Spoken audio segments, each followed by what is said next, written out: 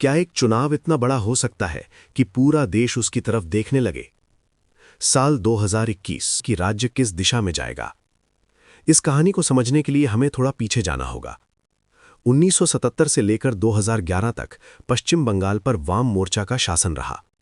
इस दौर में ज्योति बासु जैसे नेता और communist party of India Marxist राज्य की राजनीति के केंद्र में थे।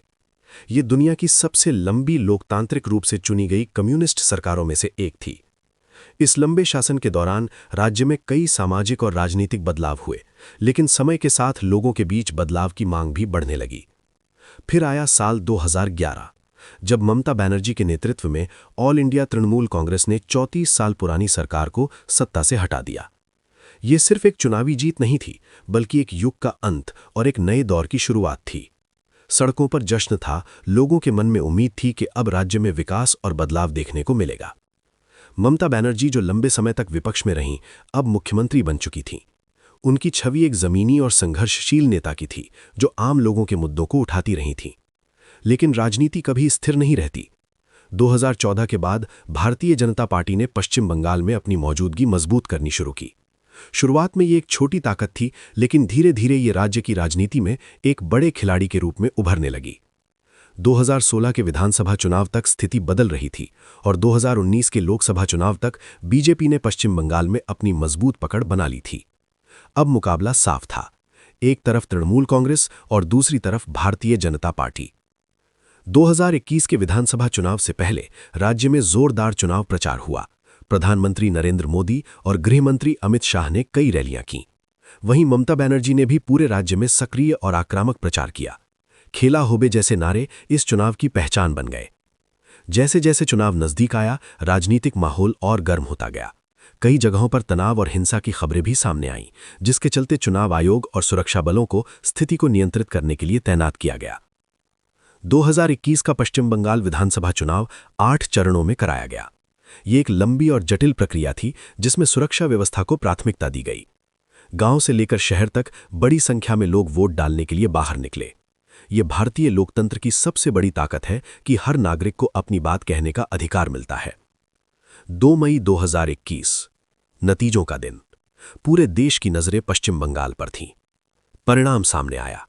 ऑल इंडिया तृणमूल कांग्रेस ने स्पष्ट बहुमत के साथ जीत हासिल की और ममता बनर्जी तीसरी बार मुख्यमंत्री बनी। लेकिन इस चुनाव में एक बड़ा मोड़ भी देखने को मिला। नंदीग्राम सीट पर ममता बनर्जी को शुवेंदु अधिकारी के खिलाफ हार का सामना करना पड़ा। ये चुनाव का सबसे चर्चित और महत्वपूर्ण परिणाम था। हालांकि बाद में उपचुनाव जीतकर ममता बनर्जी फिर से विधानसभा में लौटी और उन्होंने मुख्यमंत्री पद को बरकरार रखा। पश्चिम बंगाल का ये चुनाव हमें ये सिखाता है कि लोकतंत्र में अंतिम फैसला जनता का होता है। राजनीति में उतार चढ़ाव आते रहते हैं, लेकिन जनता की ताकत हमेशा सबसे ऊपर रहती है। यही भारतीय लोकतंत्र की असली पहचान है और यही उसकी सबसे बड़ी शक्ति भी। लेकिन कहानी यहीं खत्म नहीं होती। पश्चिम बंगाल की राजनीति हमेशा बदलती रही है और हर चुनाव के साथ यहां की तस्वीर भी बदलती रहती है। 2021 के बाद भी राज्य में राजनीतिक हलचल जारी रही। अलग अलग मुद्दों पर बहस हुई, विपक्ष और सत्ताधारी दल के बीच टकराव देखने को मिला और जनता लगातार इन सबको देखती और समझती रही। राजनीति में एक बात हमेशा सच रहती है, जो आज मजबूत है, कल उसे चुनौती मिल सकती है, और पश्चिम बंगाल इसका सबसे बड़ा उदाहरण है। अब नजरें टिकी हैं आने वाले चुनाव पर। साल 2026। 2026 का पश्चिम बंगाल विधानसभा चुनाव सिर्फ एक और चुनाव नहीं होगा, बल्कि ये तय करेगा कि राज्य की राजनीति किस दिशा में जाएगी। क्या ममता बनर्जी और ऑल इंडिया तृणमूल कांग्रेस अपनी पकड़ बनाए रख पाएंगे, या फिर भारतीय जनता पार्टी एक नई कहानी लिखेगी? यह आने वाला समय बताएगा। इसके अलावा वाम दल और कांग्रेस जैसे अन्य राजनीतिक दल भी अपनी जगह मजबूत करने की कोशिश में लगे हुए हैं।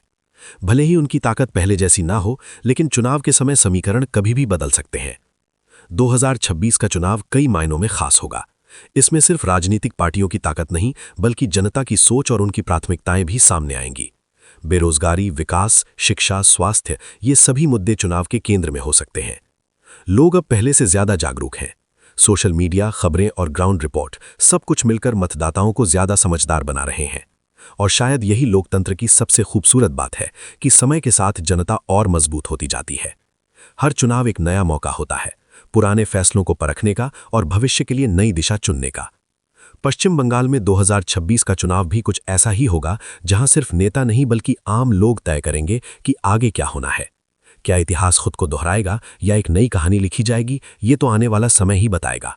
लेकिन एक बात तय है कि पश्चिम बंगाल की राजनीति हमेशा की तरह दिलचस्प रहेगी और लोकतंत्र की ये कहानी कभी खत्म नहीं होगी, क्योंकि आखिर में ताकत हमेशा जनता के हाथ में होती है। ऐसी ही सच्ची कहानियों के लिए चैनल को सब्सक्राइब करें।